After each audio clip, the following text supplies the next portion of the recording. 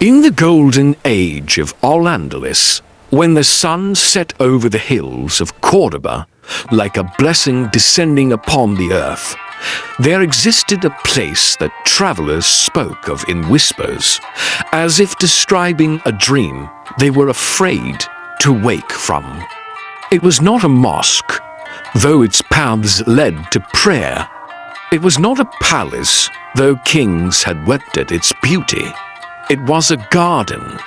And not just any garden, it was called Al-Rawda Al-Thalathia, the Garden of Three Waters. And if this story already stirs something in your heart, imagine how it would feel to see it brought to life. If you would like to see more stories like this, let us know with a like. Each one tells us that these tales of our heritage matter to you. The garden was built on a hillside overlooking the Guadalquivir River, its terraces descending toward the water like steps leading to paradise.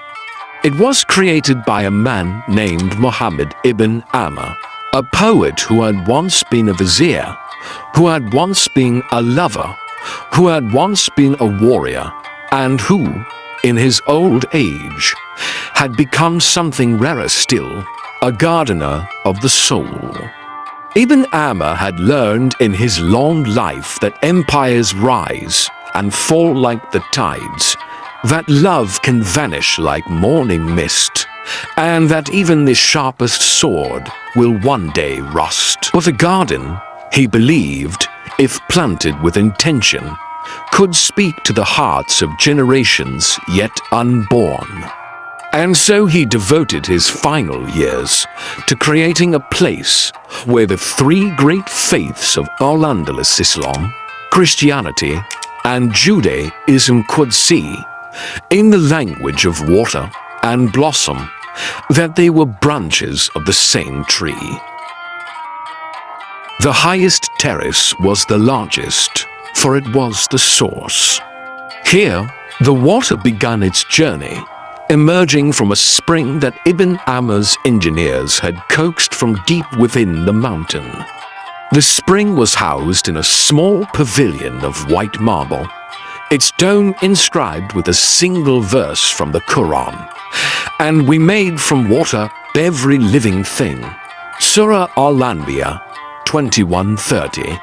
The straight lines of the Islamic garden gave way to curving paths that wound through groves of cypress and almond.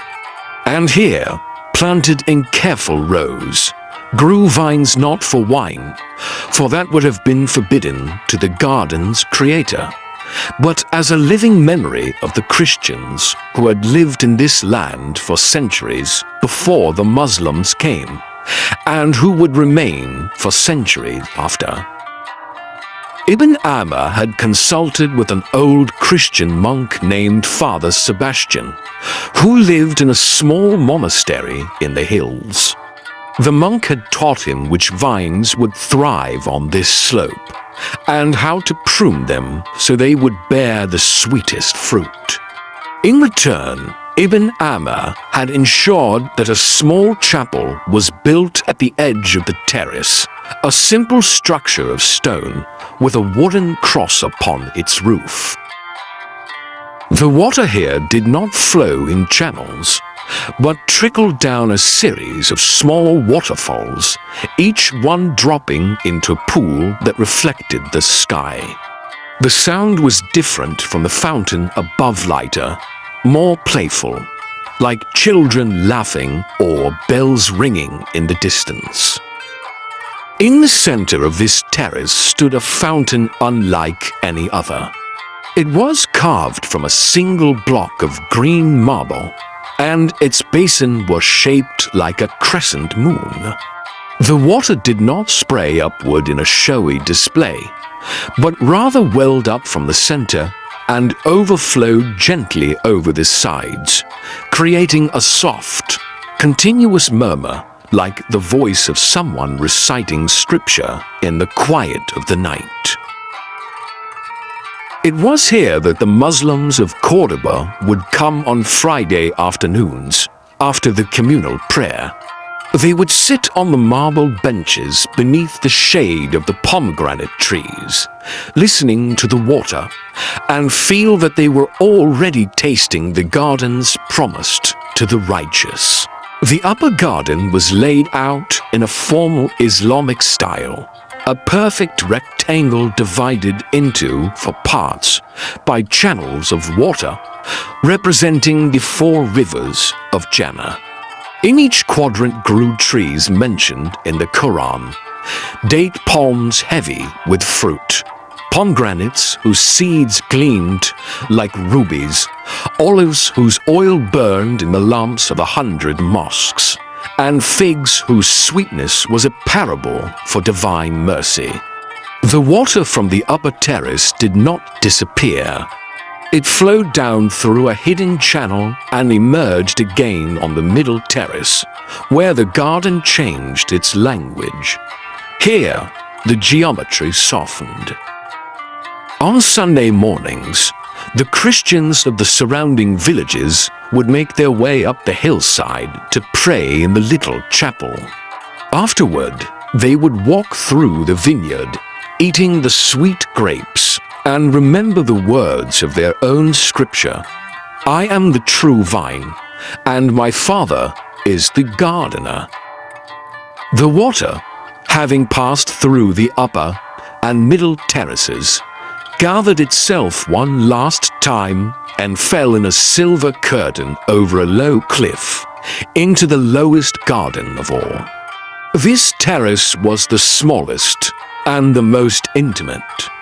It was shaded by ancient olive trees whose trunks were twisted with age, their branches intertwined overhead, creating a canopy that filtered the sunlight into 1,000 dancing points of light upon the ground like stars scattered at their feet. At the center of this terrace was a simple pool, round and deep, its water dark and still. It reflected the sky so perfectly that it was hard to tell where the water ended and the heavens began. Around the edge of the pool, carved into the stone, were words in Hebrew. The heavens declare the glory of God. The skies proclaim the work of his hands. Psalm 19:1. This was the place where the Jewish community of Cordoba would come, especially on Shabbat evenings when the sun set and the first stars appeared. They would sit in silence around the pool, watching as the real stars emerged in the darkening sky above, and their reflections awakened in the dark water below. It was said that if you sat quietly enough, you could not tell which was more real, the heaven above or the heaven below. Ibn Amr had designed it this way intentionally. He had once heard a Jewish poet say that the Shekinah, the divine presence, dwells wherever two people sit together and speak words of Torah. In the garden of the star, he hoped the Shekinah might dwell whenever anyone sat in silence and remembered that they were surrounded by the glory of creation. For 30 years, the garden flourished. Ibn Amr grew old within it, his hands calloused from planting, his back bent from pruning, his face weathered by sun and wind.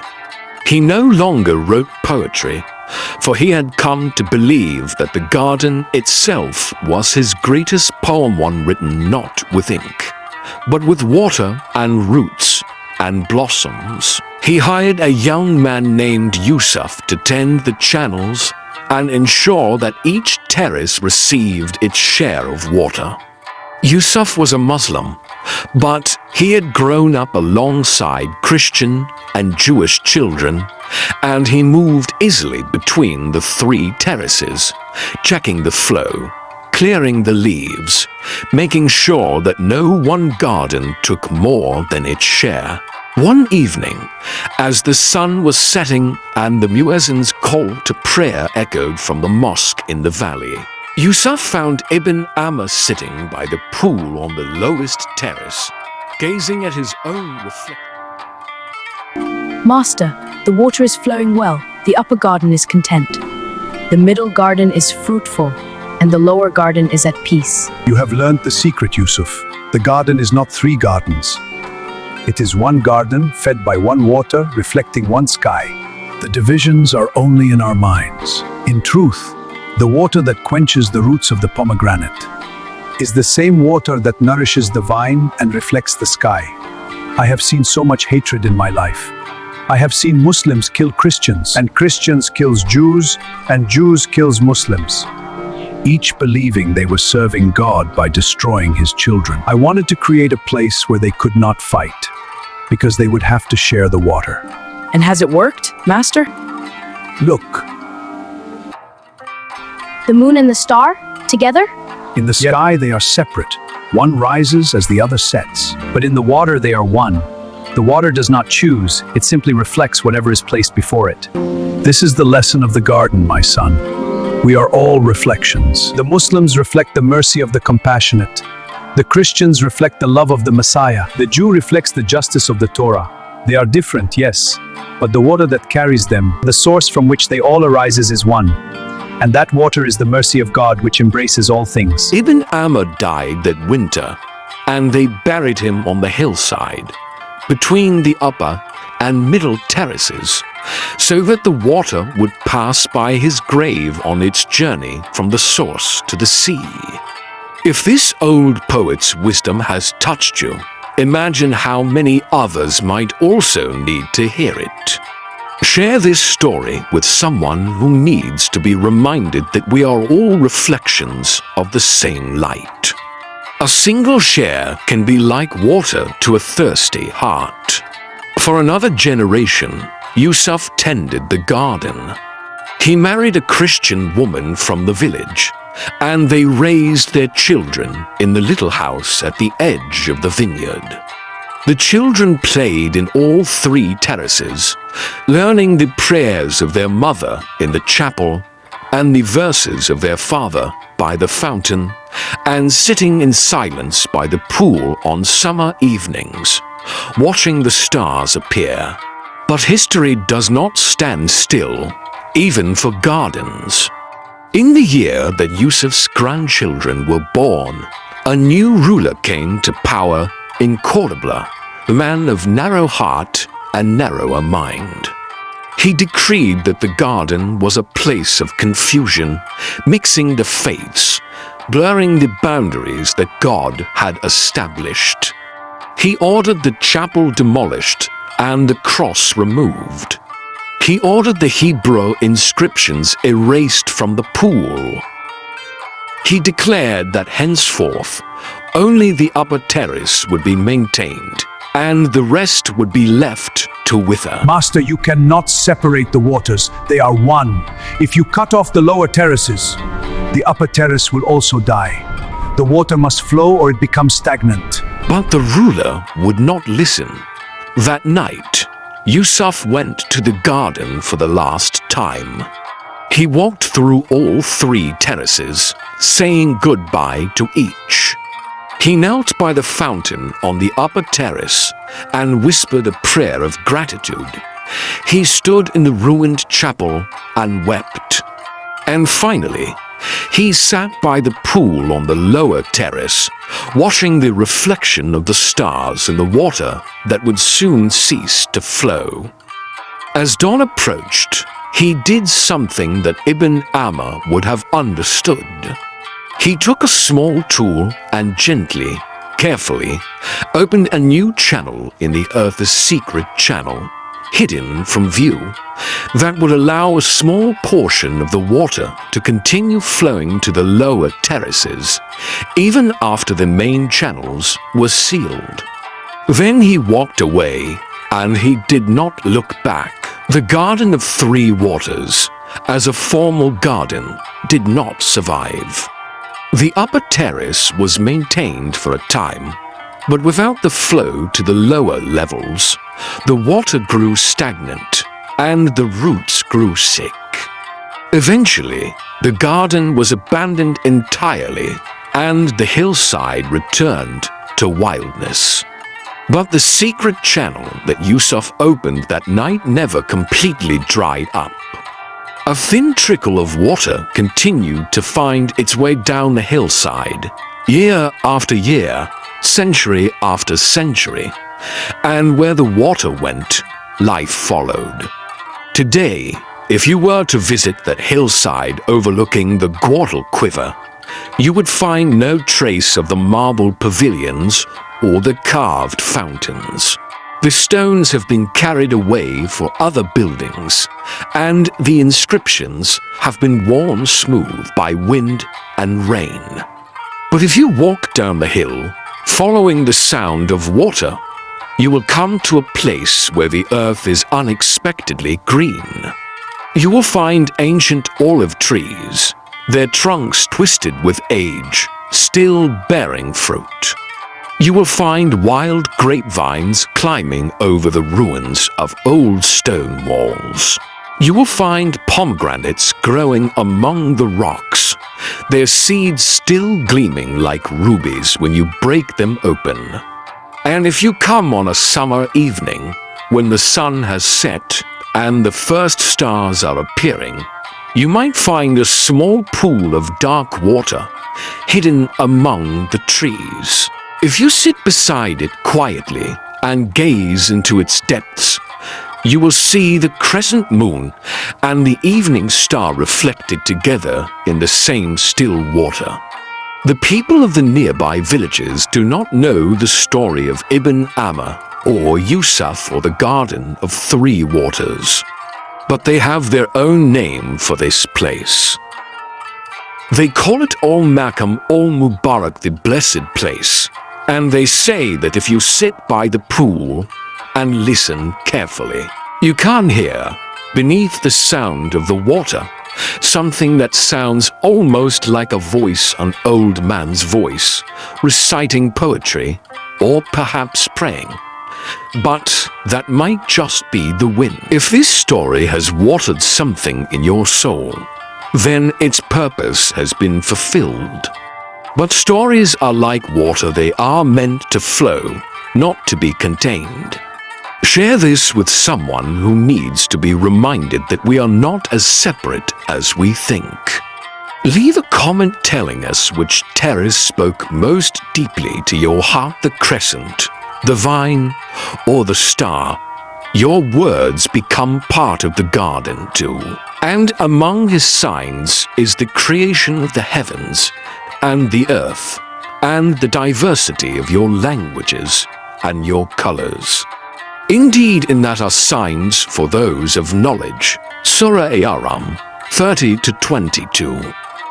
And if you would like to see more stories like this dailies of our beautiful history, of the mercy that embraces all things, let us know with a like. Each one is a sign that these stories still matter, that the water is still flowing. Because somewhere, right now, someone is waiting for a story exactly like this one. And you might be the channel that carries it to them. The garden still waits, the water still flows, and the reflection still holds. Subhanallah wa bihamdihi. Glory be to God, and all praise belongs to Him.